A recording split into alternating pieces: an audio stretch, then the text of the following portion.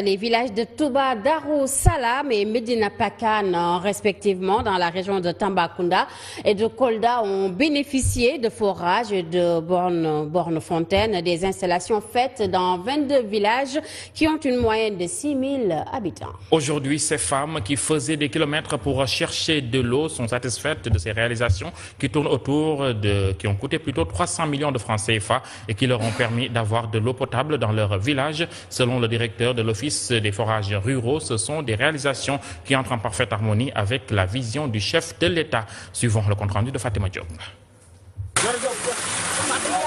L'eau potable coule à flot au niveau des fontaines et des robinets de chaque coin et recoin des villages. L'absence du liquide vital n'est plus qu'un mauvais souvenir pour ces femmes qui faisaient des kilomètres pour en trouver. J'ai content à autre forage là.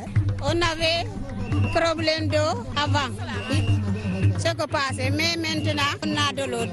Ce sont des forages d'une profondeur de 45 à 148 mètres, d'un débit qui varie entre 20 à 50 mètres cubes par heure, installés dans les villages de Touba Darou Salam dans la région de Tambacounda. Medina Pakane à Kolda, à 50 km de la Guinée, n'a pas été un reste. Des réalisations financées par l'Union européenne à hauteur de 27 millions d'euros, soit 18 milliards de francs CFA pour 22 villages de près de 6 000 âmes. Donc on a réalisé aujourd'hui plus de 52 forages, dont ces 2 forages que nous avons visités. Aujourd'hui, le grand défi qui est en train d'être relevé, c'est l'engagement aujourd'hui de l'OFOR dans la gestion de ces infrastructures, ce qui permet de garantir à terme la durabilité des investissements. Des réalisations qui entrent en droite ligne avec la vision du chef de l'État, dixit le directeur général de l'Office des forages ruraux. Je pense que c'est un ensemble de promesses qui avaient été faites aux populations qui sont en train d'être tenues.